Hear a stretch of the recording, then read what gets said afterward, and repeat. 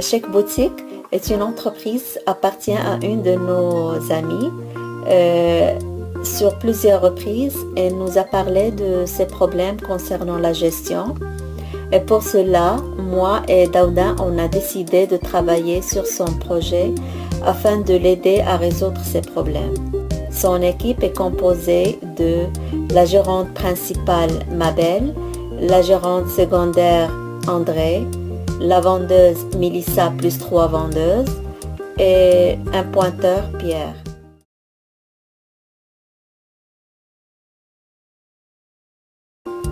Ce qui concerne les forces, Chic Boutique vend des vêtements à haute gamme pour femmes et enfants à bas prix parce que la gérante principale est la propriétaire de magasin, donc elle ne paye pas la charge loyer. Et aussi le fait qu'elle a ciblé les femmes et les enfants, ça c'est un avantage parce que c'est la partie qui dépense beaucoup d'argent en vêtements.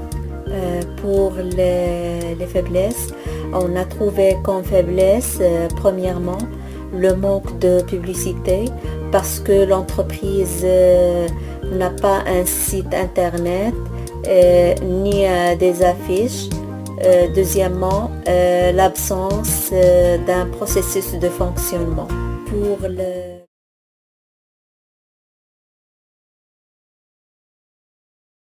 l'opportunité, le fait que l'entreprise vend des vêtements usagés, donc c'est une opportunité, et aussi le fait que la boutique se situe au centre-ville, elle est accessible par le transport en commun. Pour les menaces, le marché de vêtements est un marché où il y a de grosses entreprises, donc la concurrence est très forte.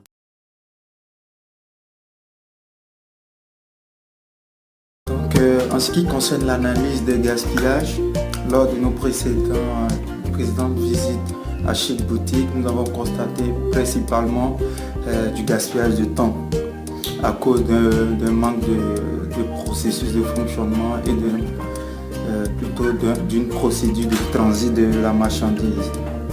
Donc, lorsque le pointeur reçoit la marchandise, il faut dire qu'après ça, les étapes sont un peu, on peut dire, improvisées.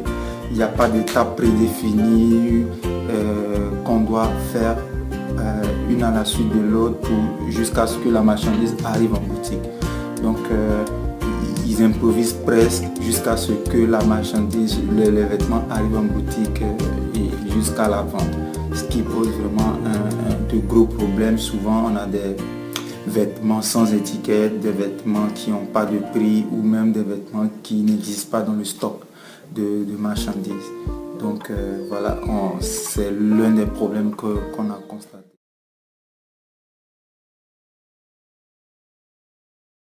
En ce qui concerne la justification de la stratégie, nous avons choisi de solutionner le problème de planification et d'organisation de l'entreprise.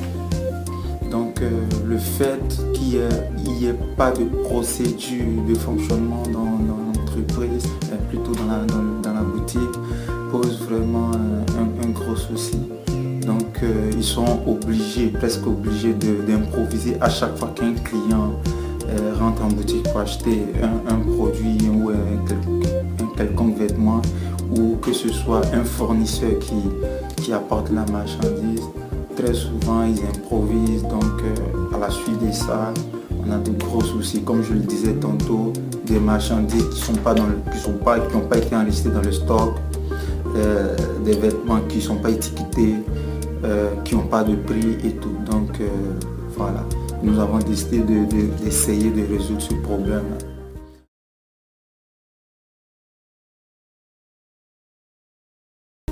En ce qui concerne la description de l'objectif, des objectifs des employés, des activités, dans un premier temps, après la réception de la marchandise, on devrait procéder au tri de cette marchandise, puis au contrôle, ensuite à l'étiquetage, à l'attribution d'un prix, et avant de l'afficher en boutique, puis de la mettre en vente.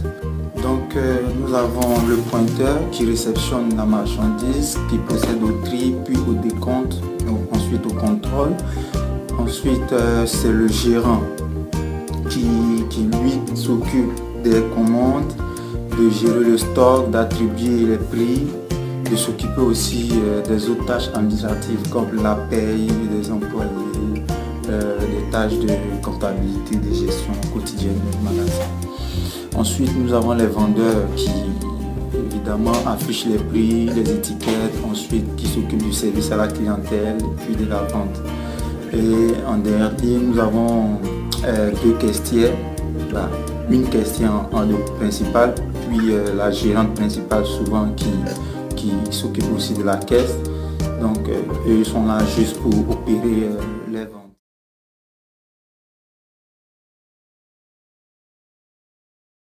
Ce qui concerne l'explication de l'analyse Ishikawa, pour matière information, la fiche de stock n'est pas à jour. Pour matériel et équipement, l'étiquetage se fait en retard parce que le matériel est défectueux. Pour méthode processus, le manque de leadership, le manque de temps pour les gestionnaires. Pour le milieu environnement de travail, les gestionnaires ne délèguent pas les tâches administratives et aussi les employés ne sont pas qualifiés. Pour la main-d'œuvre, le manque de formation pour les employés.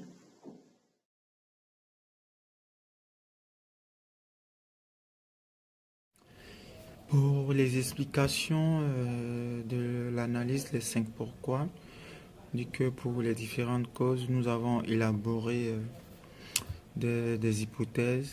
Donc, concernant la première cause de la non mise à jour du stock, comme première cause, comme première hypothèse, nous avons la négligence du gérant, tout simplement, le manque de temps à cause de son second travail. Il faut dire aussi que la gérante principale n'a pas formé d'autres personnes pour gérer le stock. Ensuite, pour la seconde cause, concernant l'étiquetage qui se fait en retard, on a comme hypothèse matériel défectueux, aussi le vieillissement du matériel ou un manque aussi, ce qui peut-être qu'il y a aussi un manque de moyens pour acheter un nouveau matériel. Concernant le manque de leadership, de temps des gestionnaires, il faut dire qu'on a comme hypothèse un manque de communication entre les gestionnaires. Aussi le fait que les gérants ont des horaires de travail différents, donc ils travaillent rarement ensemble.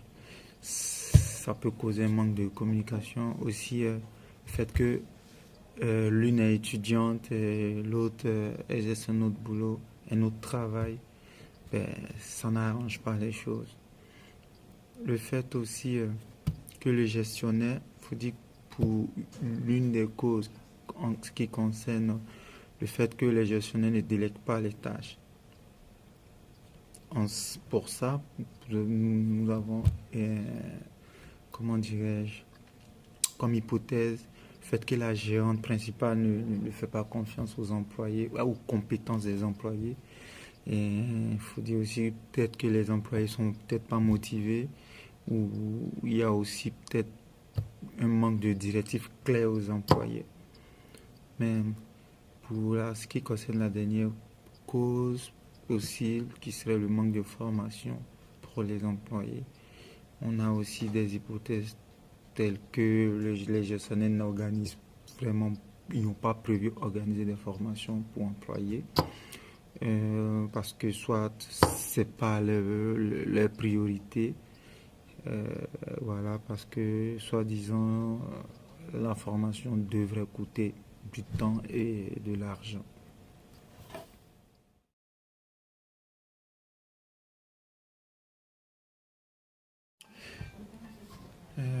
Concernant les données collectées sur place après notre passage à la boutique, nous avons constaté que la gérante principale est vraiment occupée ces jours de travail à rattraper le retard accumulé toute la semaine, en plus de gérer les tâches administratives. Donc, ce qui fait qu'elle n'a vraiment pas le temps pour donner une formation complète pour chaque employé. En plus de ça, le manque d'équipement d'étiquetage aussi.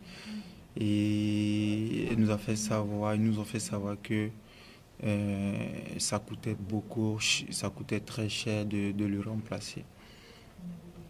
Nous avons aussi le fait que chaque gestionnaire a un horaire différent, a un horaire de travail différent. Donc, ce qui fait qu'ils n'arrivent pas à travailler ensemble et à concorder un timing pour planifier le travail et les tâches à faire. Donc, chacun planifie de son côté. Donc, très souvent, il y a un décalage entre la méthode ou les tâches, la façon de gérer les tâches des gestionnaires. Aussi, il faut dire que il y a un manque de directives claires aux employés, ce qui est causé par le fait qu'il n'y ait pas de description de tâches. Il n'y a pas de description de tâches. Donc, les employés aussi, ils improvisent et ainsi que le gestionnaire. Donc, obligé d'improviser à chaque fois qu'il y a un employé, plutôt il y a un client qui entre dans le magasin, où il y a un fournisseur, où il y a une marchandise qui arrive, ils improvisent en fonction du besoin actuel, du besoin immédiat plutôt. Donc, ça crée vraiment un gros perte de temps et de ressources aussi. Donc, en ce qui concerne la formation, il faut dire aussi que le coût de la formation, il faut dire aussi que les gestionnaires ont besoin eux-mêmes de se former. Ils ont besoin eux-mêmes de se former vu qu'ils ne sont pas des gestionnaires en tant que tels, ils n'ont pas de grandes compétences en gestion de stock et tout. Donc, ils ont besoin eux-mêmes de formation en plus des employés.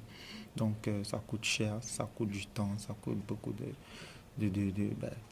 ça prend beaucoup de ressources. Donc, eux-mêmes, dans leurs tâches, dans leur action de tous les jours, on voit que eux-mêmes ont besoin de se former, ils ont besoin d'acquérir des compétences en plus de ce qu'ils ont. Voilà.